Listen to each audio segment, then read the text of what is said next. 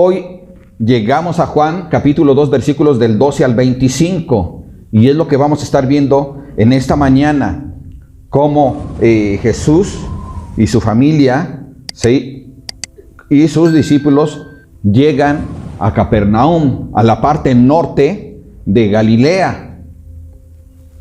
Está el mar de Galilea, también al norte de Galilea, y arriba del mar de Galilea, allí es donde ellos llegan, porque Jesucristo ahí tenía que su centro, donde él estuvo habitando para estar realizando su mayor parte del ministerio en Galilea.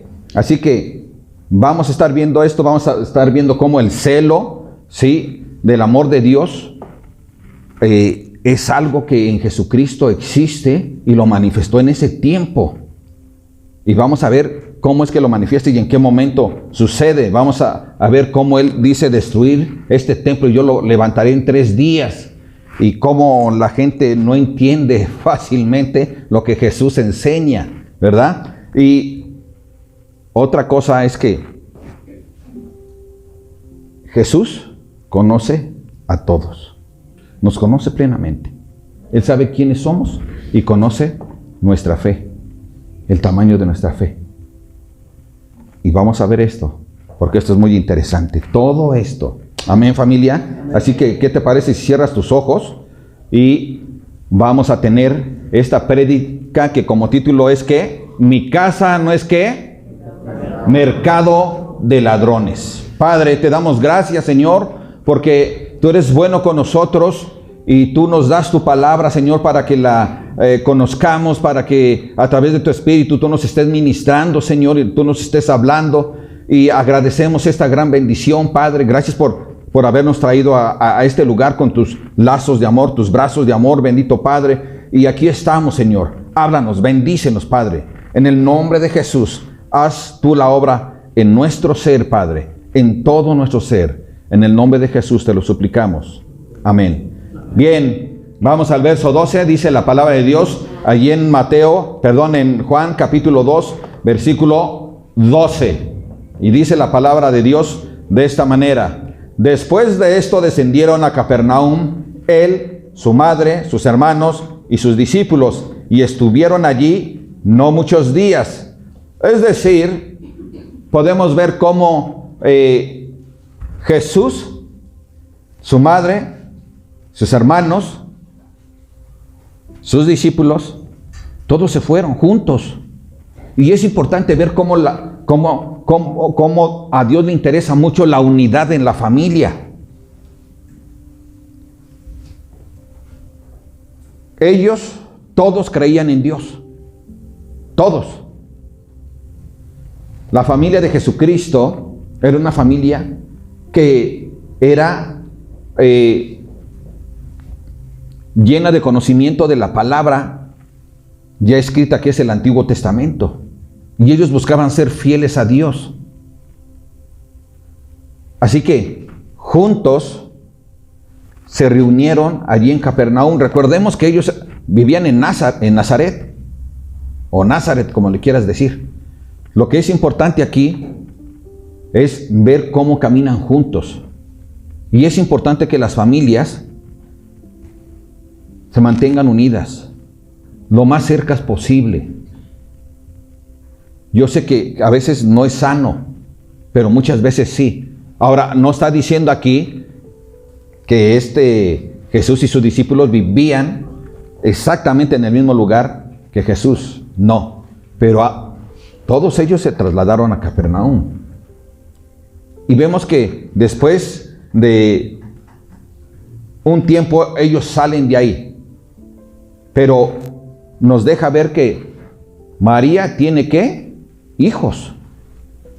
María tiene hijos. ¿Qué dice Mateo 1:25? Dice la palabra de Dios, pero no la conoció, o sea, José no la conoció hasta que dio a luz a su hijo, ¿qué? Primogénito. No dice unigénito. Jesús es el unigénito de Dios porque es único. Pero aquí es primogénito, no el unigénito de María. ¿Sí? Entonces entendemos, yo por ejemplo tuve 3 hijos. El primero murió recién nacido, pero él era el primogénito. Porque tuve más hijos, no fue el unigénito.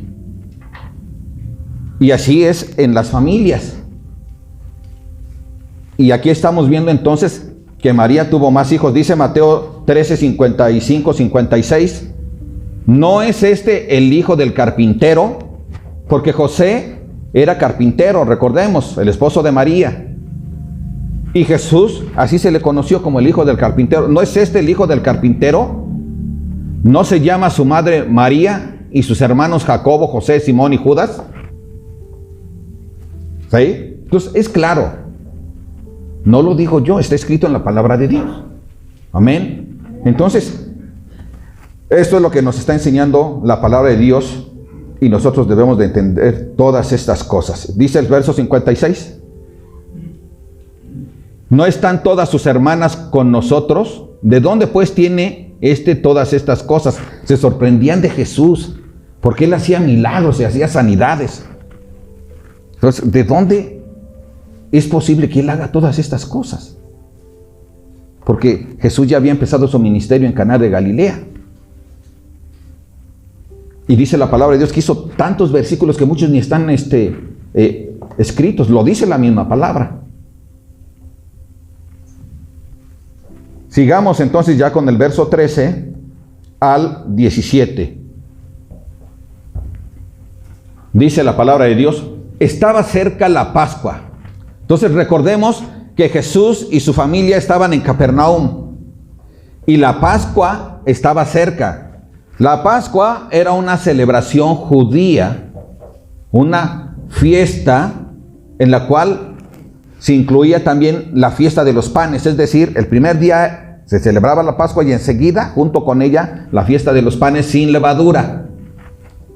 La Pascua, recordemos que se celebraba porque Dios liberó al pueblo judío, el pueblo hebreo, el pueblo israelita, de Egipto, de esa esclavitud. Después de más de 400 años, Él los libera. Pero ellos tenían que celebrar la Pascua porque recordamos cómo en la última plaga sobre Egipto, Dios envió un espíritu de muerte en el que morirían, ¿qué? Todos los primogénitos que se encontraran en Egipto. Y le dio una instrucción a Moisés y a Aarón de que le dijeran al pueblo que tenían que pintar todos los marcos de las puertas y de las ventanas con sangre de carnero. De tal manera que al pasar el espíritu de muerte y ver que estaba la sangre en los dinteles, él pasaba, el espíritu de muerte pasaba. Y donde no se encontraba esto, allí morían los primogénitos. Fueran de gente o fueran de animales, parejo. Ahora, déjame decirte una cosa, familia. Esta celebración era la más importante para el pueblo de Israel, para el pueblo judío. De tal manera que buscaban ir a esta fiesta de todos lados donde se encontraban los judíos en el Imperio Romano. Recordemos que el Imperio Romano era muy grande. De hecho, se le llamaba así el mundo romano. Y todos apreciaban esta celebración de la Pascua y todos iban hacia allá fielmente.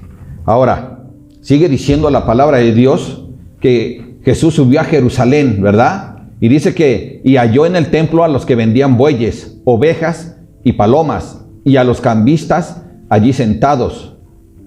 Y haciendo un azote de cuerdas, echó fuera del templo a todos, y las ovejas y los bueyes, y esparció las monedas de los cambistas y volcó las mesas. Y dijo a los que vendían palomas, quitad de aquí esto, y no hagáis de la casa de mi padre casa de mercado. Entonces se acordaron sus discípulos que está escrito, el celo de tu casa me consume. Ok. La fiesta de la Pascua, como ya habíamos dicho, reunía a muchísima gente. Se cree que en aquel tiempo se reunían incluso más de 2 millones de personas. Entonces era un gentío tremendo. Pero no faltan aquellos que son vivaces para hacer negocios. ¿Sí? Y entonces se ponen de común de acuerdo con las autoridades religiosas del templo de Jerusalén. Y dicen, queremos hacer ese negocio, pero necesitamos este espacio para que podamos tener una venta completa. No haya forma de que nos puedan eludir. Y entonces, en la celebración de la Pascua, las personas tenían que llevar un animalito para ofrecerlo como sacrificio. Podría ser un buey, podía ser una oveja, podían ser unas palomas. O sea, no todos los animales servían para sacrificio delante de Dios. Pero esto es lo que generalmente se usaba. Entonces, los vendedores de animales para sacrificio se les dio el permiso por parte de las autoridades religiosas a que ocuparan dentro del templo la parte que le correspondía a los gentiles que habían abrazado la fe judía. O sea, el templo de Jerusalén tenía varios espacios indicados para diferentes personas. En uno eran los hombres, los varones judíos. En otro era para las mujeres judías. En otro era para los gentiles que habían abrazado esa fe. Bueno, en el espacio de los gentiles, ahí metían todos estos animales para venderlos. La gente que venía de afuera, pues, decía, pues, ¿cómo va a llevar un animal desde esta ciudad, no? Así que preferían comprarlo ahí. Pero también había cambistas, aquellos que tenían monedas de plata para cambiarlas por otras monedas, otro tipo de monedas de otras naciones. Es decir, el pueblo judío, todos los varones, a partir de los 20 años, tenían que pagar un impuesto especial para poder entrar al templo de Jerusalén en esa fecha. Así que cada año tenían que realizar esto. Y no podían llegar no, sabes que yo traje dólares. No. Tus dólares aquí no. Es más, este talento o esta moneda de plata pura, porque además no recibían plata más que de Israel o de Tiro. O sea, ellos tenían el monopolio, ¿sí me entienden? Porque decían que el otro tipo de plata podía estar adulterada. Entonces, ellos hacían ese intercambio. Y ese intercambio era con una ganancia sumamente alta. Cuando llega nuestro Señor Jesucristo, porque dice que subió a Jerusalén, cuando llega nuestro Señor Jesucristo a Jerusalén y ve todo lo que está sucediendo en el templo, pues se prendió, se enardeció. Porque ellos estaban realizando algo que no tenían por qué hacerlo, que estaba estrictamente prohibido. Porque Él había construido a través de los hombres, porque Él es Dios, acuérdense, Jesús es Dios, ese lugar. No importa que fue primeramente construido por Salomón y después fue construido por Zorobabel y después por Herodes.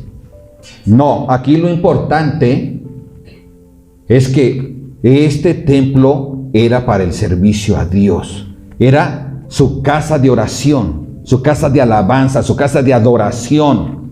Es donde la presencia de Dios se encontraba. Recuerden que en ese tiempo solo se encontraba ahí. ¿Sí? No es como a hoy. En ese tiempo solo se encontraba. Y recordemos lo que le dijo el Señor Jesús a la mujer samaritana. Que llegará el tiempo en que no adoraréis en Jerusalén, en el templo de Jerusalén o en el templo de Samaria, sino que en todos lados, no solo en esos dos lugares. en todos lados. Y de eso ahorita vamos a hablar. Pero lo importante es que el Señor Jesús ve el menosprecio de las autoridades religiosas y el menosprecio del pueblo judío, porque no tenían en alto a Dios, ¿sí? No le estaban dando la honra, la gloria ni el reconocimiento de quién es Él, sino que ellos eran su propio Dios, porque así lo mostraban. Solo les interesaba el dinero, no los actos de adoración a Dios. Así que Jesús, decíamos que se enardeció, ¿verdad? Se enojó mucho. Y entonces dice la palabra que hizo un látigo. Y entonces agarró su látigo y no golpeó a nadie. Él no golpeó a ninguna persona. Pero agarró el látigo para espantar ¿a quién? A los animales. Órale. Y para tirar las monedas y voltear las mesas de los cambistas, dice la palabra. Y entonces salieron las autoridades del templo. Dijeron, oye, ¿con qué autoridades haces esto?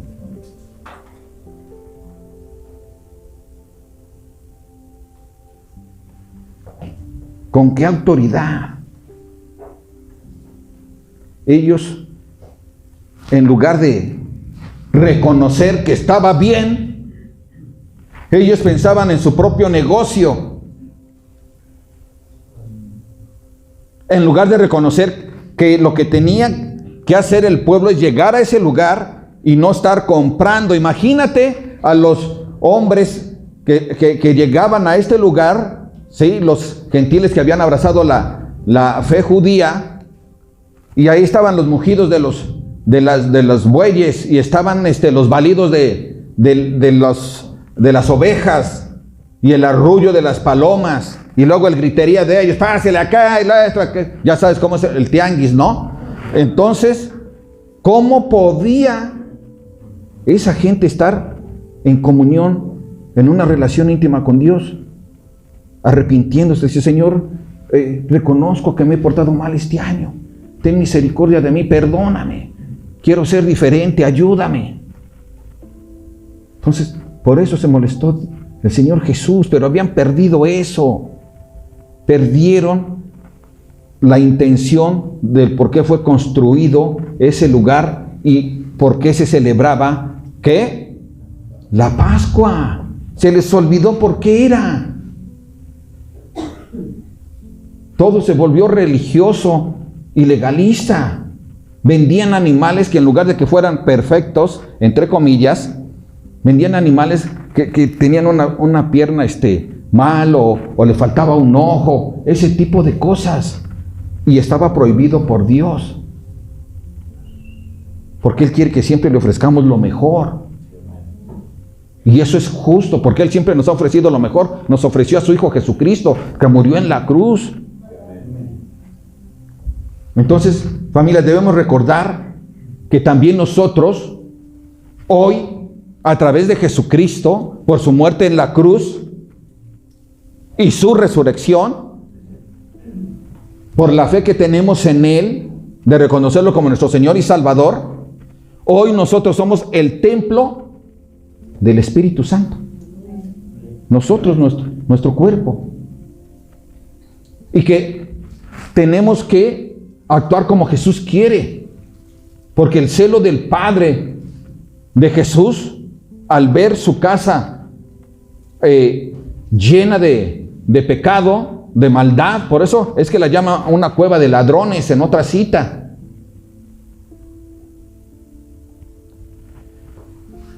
Es nuestro deber hoy, familia, porque en nosotros habita ¿quién? El Espíritu Santo, así como habitaba en aquel tiempo en el templo de Jerusalén. Ahora nosotros somos el templo de Jesucristo, porque eso lo dice la palabra, y yo lo creo. Y si hoy somos nosotros el templo de Jesucristo, tenemos que tener el suficiente amor, respeto y darle la honra a Dios, de cuidar nuestro cuerpo, de no practicar cosas que son pecado delante de Él. ni tener malos pensamientos, sino que debemos esforzarnos. Sabemos que no somos intachables, que de repente caemos, que solo Jesús es intachable. Pero Él quiere que nosotros, lo más que podamos, en amor, por respeto, por lo que Él ha hecho en la cruz, nosotros busquemos que nuestro cuerpo sea lo más limpio que se pueda. Somos el templo del Espíritu Santo. Somos el templo de Dios. Hoy tú y yo eso hacemos. Nosotros somos el templo. Este es el lugar de reunión, que se le ha llamado templo también, pero solo es el lugar de reunión. Sí, amén. Es la casa de oración, de adoración. Pero el templo del Espíritu Santo es tu cuerpo. Amén, familia. Entonces, vamos a valorizar esto, ¿sí? Y reflexionemos sobre el celo de amor de Dios por su casa y adorémosle entonces tú y yo en espíritu y ¿qué? En verdad. En espíritu y en verdad. ¿Podemos hacerlo? Sí. ¿Luchamos a veces porque nuestro cuerpo quiere hacer otra cosa? Sí. Pero teniendo el Espíritu de Dios en nuestra vida, tenemos la capacidad de rechazar esos malos pensamientos y el practicar cosas que son malas, que afectan nuestra relación con Dios, nuestra comunión con Dios, y que afectan también a quienes nos rodean. Toda cosa que tú haces mal afecta al que te rodea. Y entonces, esa es falta de amor a Dios y a las personas. Amén. Entonces, vamos nosotros, familia, a estar conscientes de esto y vamos a tomar entonces nuestra propia responsabilidad y vamos a buscar que como individuos, como personas, el templo del Espíritu de Dios se mantenga lo más posible que limpio, pero también en unidad y como comunidad cristiana, como familia de Dios, debemos de buscar que en este lugar también lo mantengamos lo más limpio posible. Y eso es a través de que cada uno de nosotros busquemos tener una vida santa y agradable delante de Dios. Amén. Eso es importante. La gente de afuera no conoce, pero tú y yo sí. Así que vamos a estar, familia, nosotros tomando nuestra responsabilidad y dejar que Dios, a través de su Espíritu, a través de su santa palabra, nos esté ¿qué? Perfeccionando, reconociendo, familia, escúchalo bien, reconociendo que su palabra, su promesa de salvación, es lo que debe de motivar nuestra vida e impulsarla para seguir adelante hasta la meta, hasta que Él nos llame a cuentas, hasta que estemos en su presencia. Amén, familia. Entonces vamos a mostrar una fe agradable delante de Dios, porque eso es lo que Él quiere, es lo que Él nos sugiere. Fíjate bien, a Él le interesa mucho la fe de cada creyente, pero una fe genuina. Dice la palabra de Dios, verso 18: y los judíos respondieron y le dijeron, ¿qué señal nos muestras? Hablando de los líderes religiosos del templo.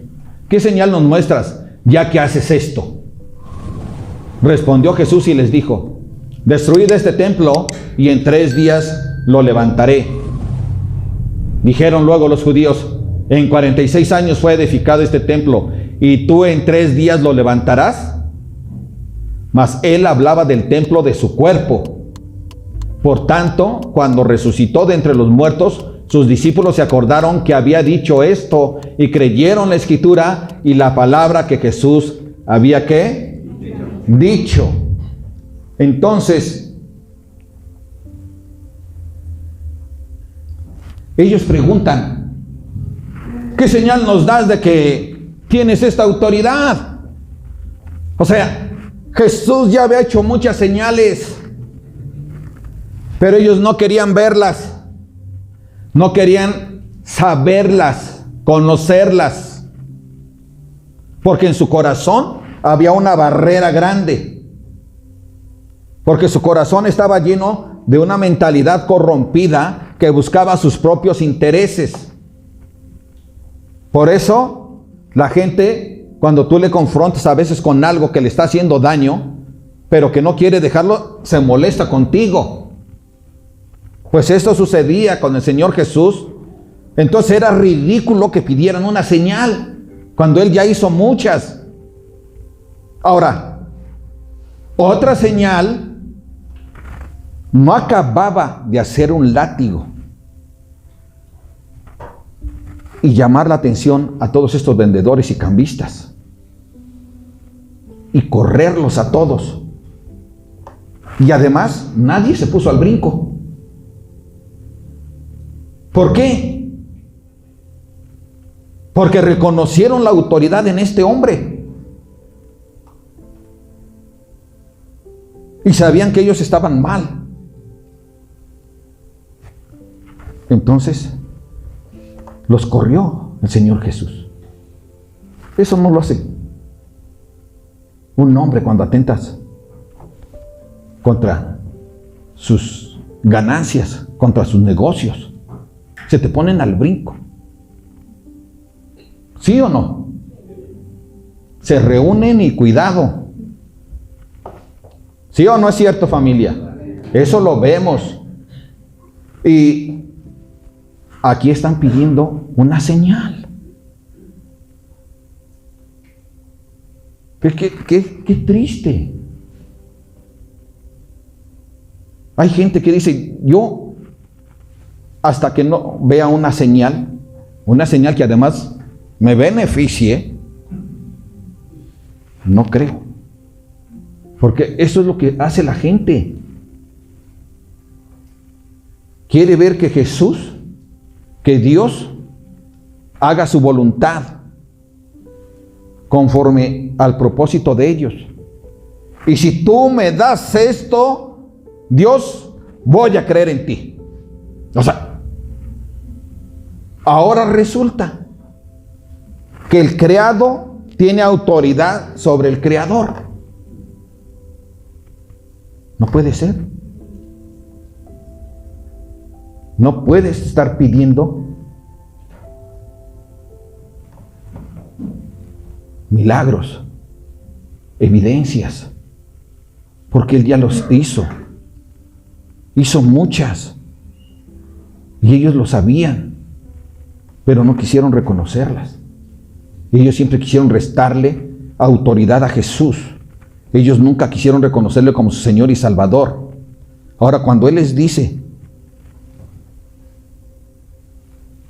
que tiren el templo y Él lo va a levantar en 3 días, ellos no creyeron. ¿De qué estás hablando? Entonces se han de haber reído. ¿Qué onda con este cuate, no? 46 años tardó en construirse y ahora resulta que Él en 3 días lo va a levantar. Pero no entendieron. Pero Jesús tampoco se tomó el tiempo para estárselos explicando. Porque Él, además, en la misma escritura, Él nos habla de, no le revelaba a los incrédulos su palabra, en especial cuando hablaba de las parábolas, pero a sus discípulos, a los que creían, a ellos sí se las revelaba. Señor, ¿qué quisiste decir con esto? Y ya se las explicaba. Pero a los otros no, porque eran incrédulos, porque aunque se las revelara, no querían creerlas, no la iban a creer.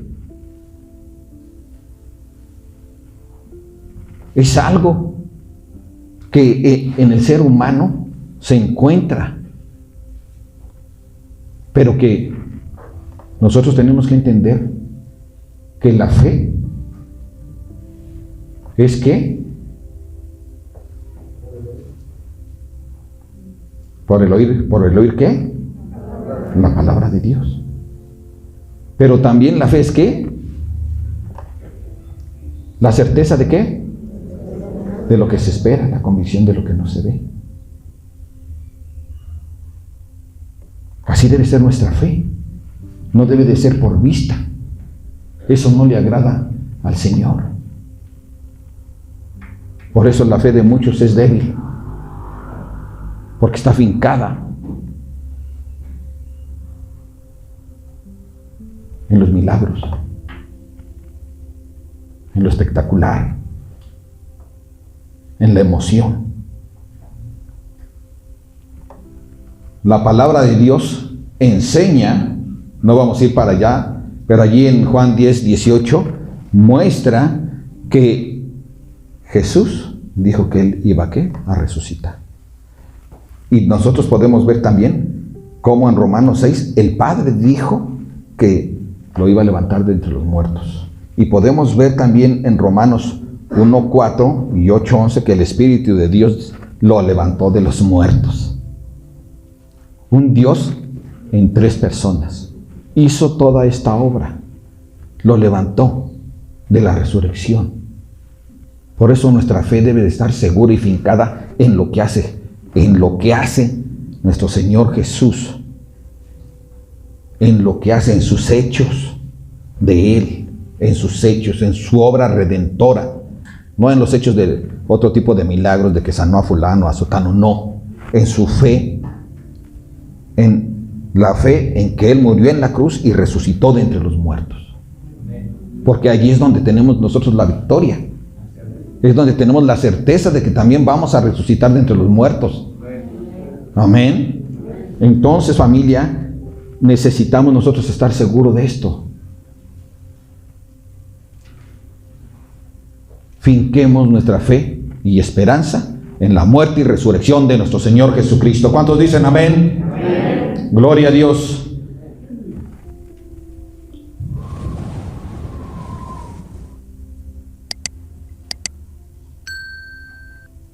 Ahora, tú y yo debemos de reconocer que también hay áreas en nuestra vida que deben ser reconstruidas. ¿Sí o no? Siempre hay algo donde a veces flaqueamos.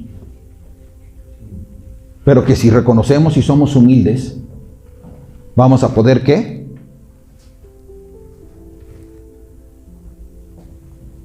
Permitir que Dios reconstruya lo que nosotros hemos perjudicado.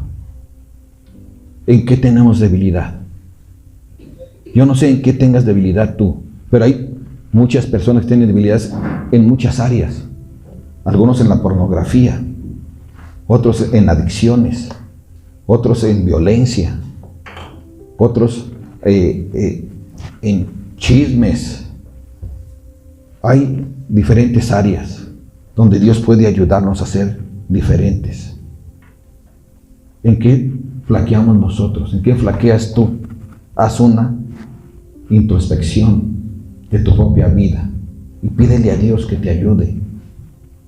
Pídele a Dios que te ayude, aquel que resucitó de entre los muertos.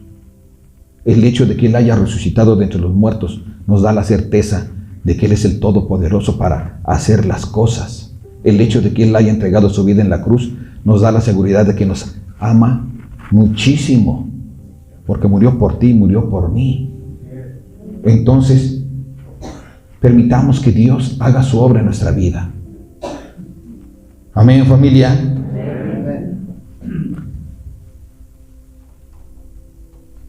Nuestra fe está basada ¿en qué? En la confianza de la promesa divina.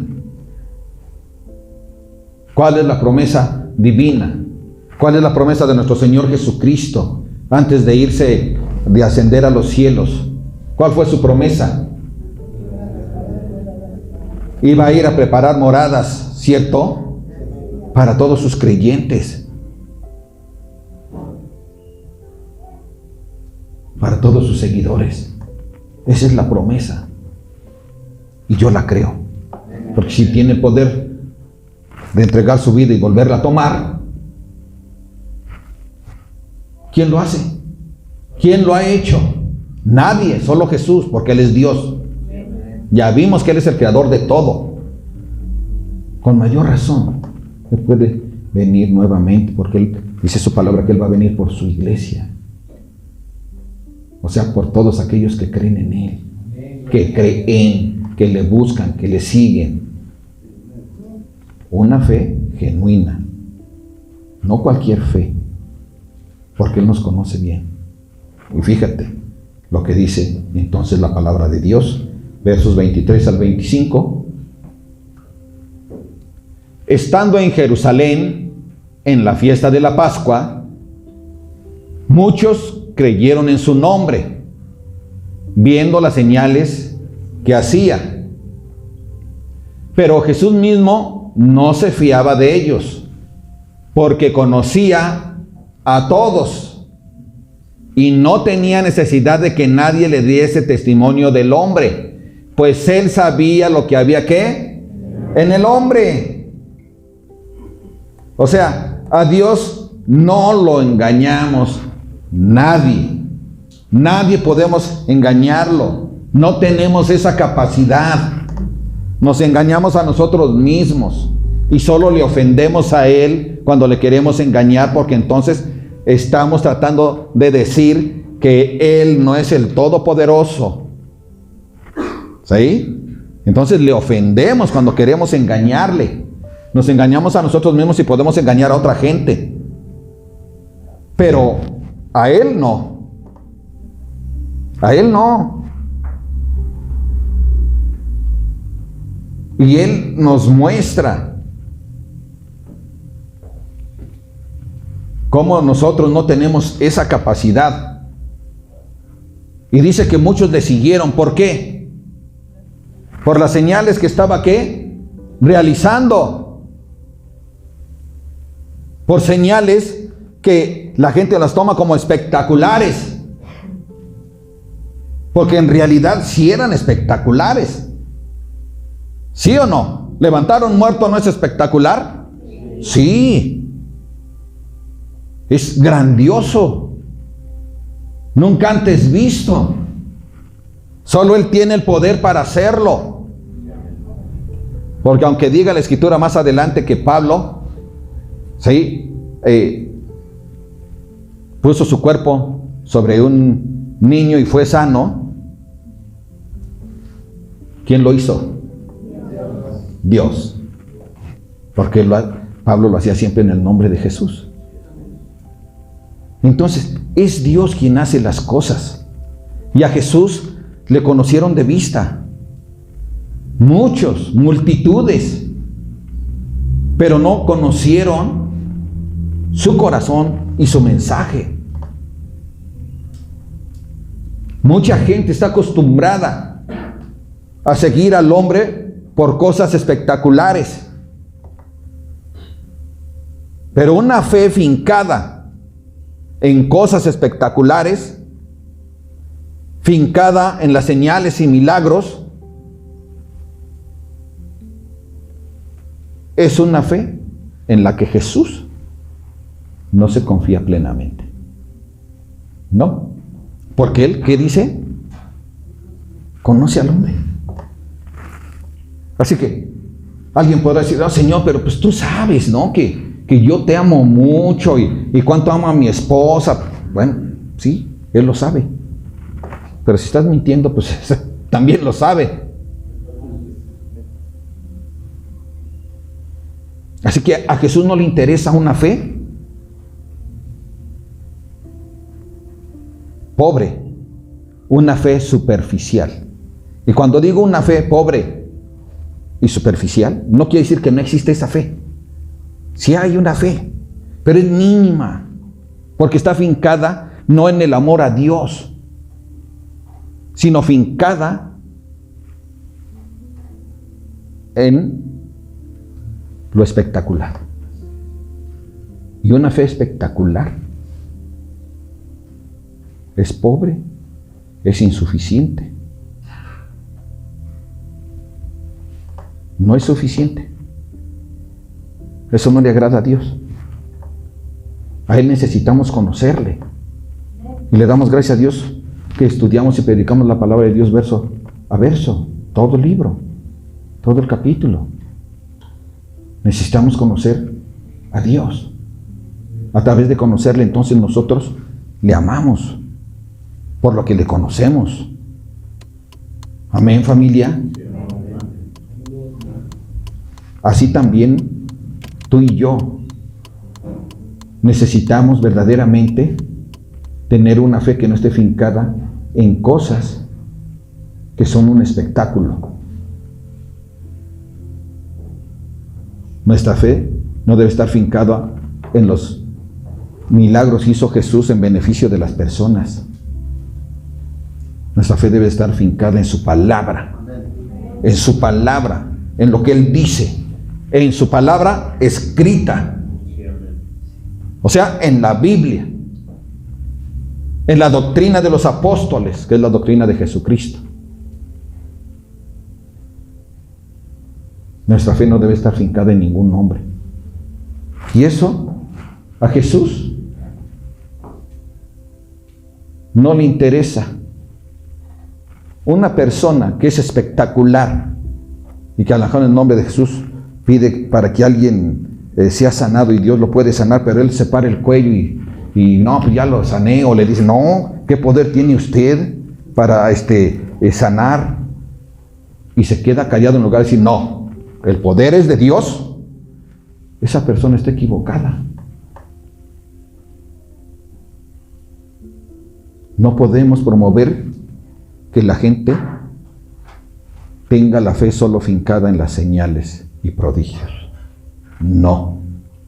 Tiene que estar su fe fincada en la palabra, en el conocimiento de la palabra de nuestro Señor, de nuestro Dios. Solamente así podemos conocerle. No hay de otra forma, sino a través de su palabra escrita. Así que nadie tenía que contarle a Jesús, pero él no se fiaba de ellos, porque él sabía que más adelante ¿qué iba a suceder? Iba a entrar en el domingo de Ramos y todos dándole vítores, dándole muchos aplausos, pero su fe, al ser pobre, ¿era qué? Insuficiente. ¿Y qué pasó? Al rato, en lugar de darle honra y gloria a Jesús, gritaban, crucifíquenle. ¿Te das cuenta? ¿Por qué gritaban eso? Porque no le conocían. No le conocían. Tenían una fe emocional, no una fe genuina en quién es Jesús, en su obra y su resurrección. Allí es donde tiene que estar fincada nuestra fe. Amén, familia. ¿Cómo es tu fe? ¿Cómo es nuestra fe? ¿En qué está fincada? ¿En nuestras fuerzas? ¿En nuestro empleo? ¿En nuestras capacidades como estudiante?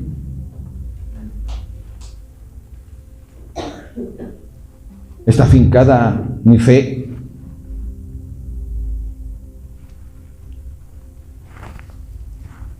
en alguna persona poderosa, entre comillas?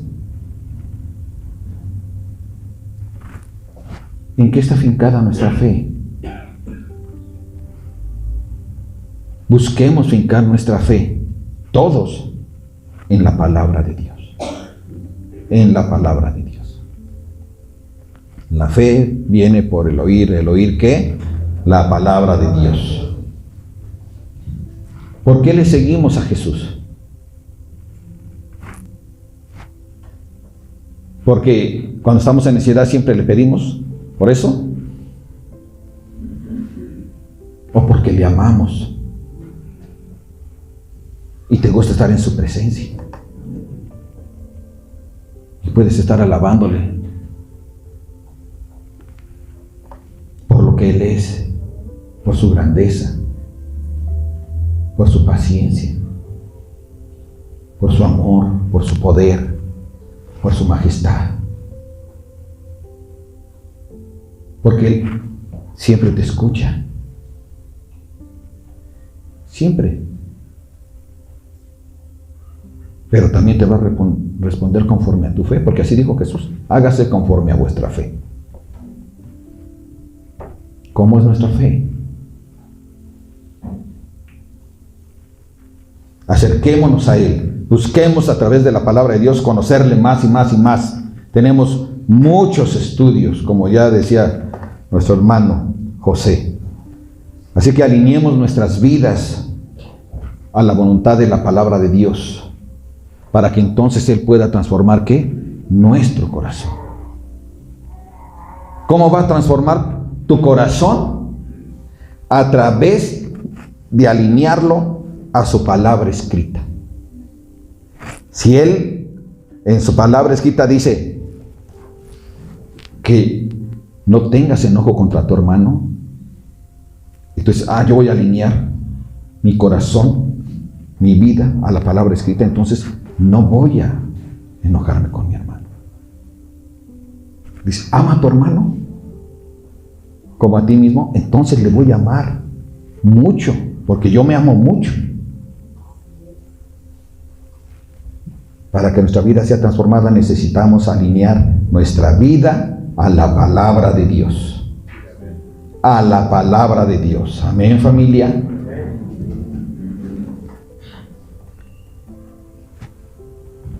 Quiero concluir con esto.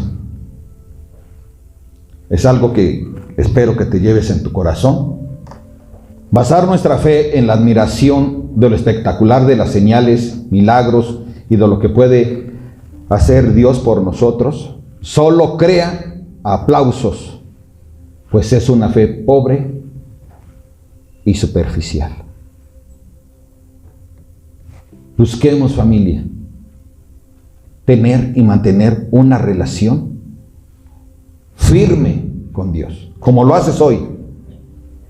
Así, listo para escuchar la palabra de Dios, para que puedas alinear tu vida, para que tu vida sea transformada, así como hoy estás escuchando. Alineemos nuestra vida a su palabra y Él va a hacer la obra. Él nos va a bendecir, como lo ha hecho. Siempre nos está bendiciendo. Siempre, siempre, siempre. Por eso le damos gloria a Dios. No solo porque nos bendice, sino porque Él lo merece. Padre, te damos gracias, Señor, por este tiempo. Te suplicamos, Dios, que tú sigas tomando nuestra vida, Señor, y tú la sigas transformando. Gracias porque nos das muchos estudios entre semana, por los estudios que nos das en este día. Gracias porque siempre nos estás hablando. Gracias porque buscas transformar nuestra vida. Gracias porque buscas a través de tu palabra que tengamos una relación estrecha, íntima, personal, pero también como tu iglesia, como el cuerpo de nuestro Señor Jesucristo. Gracias, bendito Dios, por ser tu familia. Gracias, bendito Padre, por amarnos tanto. A ti sea la honra, la gloria y el poder por siempre, Señor Dios Todopoderoso, en el nombre de nuestro Señor Jesús. Amén.